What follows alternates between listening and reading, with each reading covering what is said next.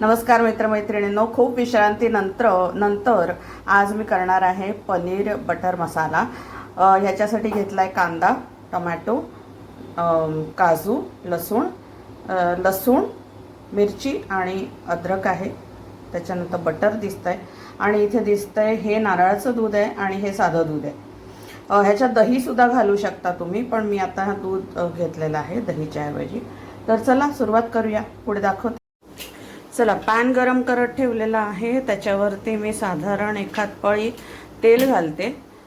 खूप घालायचं नाही आहे कारण आपल्याला वरनं बटर पण घालायचं आहे। तेल चांगलं गरम होऊ देत।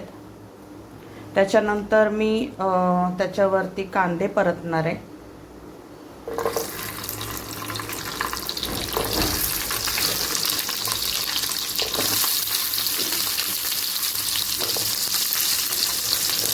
तुम्ही मोठे कांदे घेतले तरी चालतील, काही हरकत नाही आहे। ह्याच्यावरतीच घालायचं आहे लसूण,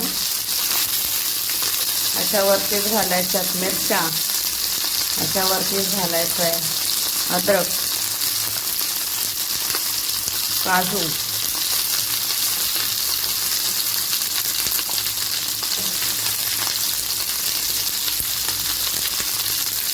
टोमॅटो,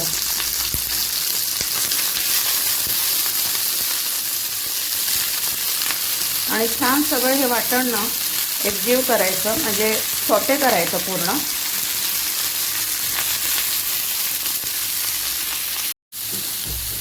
तर आता ह्याच्यामध्ये हे मी नारळाचं दूध घालते आणि त्याच्याच बरोबर हे आपलं साधं दूध पण घालते। छानपैकी हे सगळं मिक्स होऊ देत आणि सगळं मऊ पडू देत, म्हणजे टोमॅटो आणि सगळ्या गोष्टी आहेत हे छान ना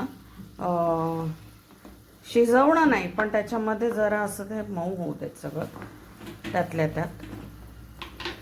आणि मग आपण ह्याचं वाटण करायचं। आता ह्याच्याच मध्ये मी बटर पण घालणार आहे। हे बघा, ह्याच्यामध्ये बटर पण घातलेलं आहे आणि छान एकजीव होऊ देत सगळं मस्तपैकी। आणि मग हे गार झाल्यावरती हे मिश्रण वाटून घ्यायचं। ह्याच्यामध्येच तुम्ही गरम मसाला अख्खा घालू शकता, म्हणजे लवंगा, मिरे, दालचिनी हे सगळं घालू शकता, किंवा तुमच्याकडे जो गरम मसाला असेल तो नंतर वरनं घाला, काही हरकत नाही आहे, दोन्ही प्रकारे चालतं। आपलं वाटण हे इथे तयार झालेलं आहे आणि आता याला आपण फोडणी देऊया। आता हे सगळं वाटण मी ह्याच्यावरती घालणार आहे आणि ऑलरेडी शिजलेलं आहे, त्याच्यामुळे ह्याला असं वेगळं कच्चापणा नाही राहिलेला काहीच। हे पूर्ण शिजलेलं आपण घातलंय, त्याच्यामुळे आता वेगळं शिजवायचं नाही आहे। पण ह्याला फोडणी दिल्यानंतर थोडंसं त्याच्यातलं असलेला पाण्याचा अंश जरा कमी होऊ दे आणि छान मस्तपैकी त्याला तेल सुटू दे।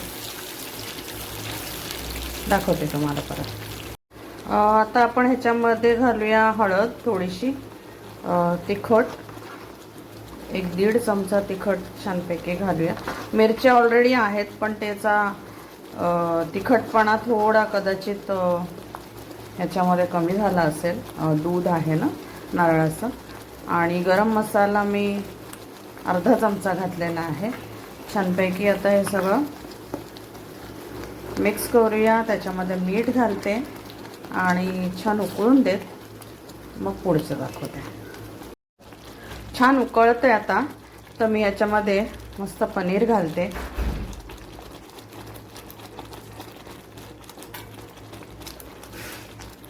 पनीर घातल्यानंतर पण जरा छानपैकी त्याला उकळून द्यायचं, की जेणेकरून तो मसाला सगळा त्याच्यामध्ये मुरेल आणि छान होईल। वाव, मस्त।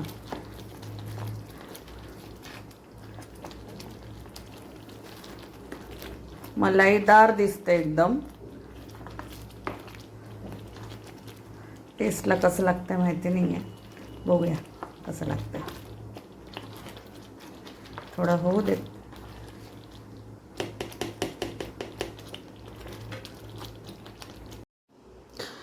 सो अशा रीतीने तयार झालेला आहे मस्तपैकी पनीर बटर मसाला आणि त्याच्याबरोबर रोटी केलेली आहे आणि छान झालेलं आहे सगळं टेस्टी. तुम्ही पण ट्राय करा. मी आता पटापट जेवायला बसते. बाय.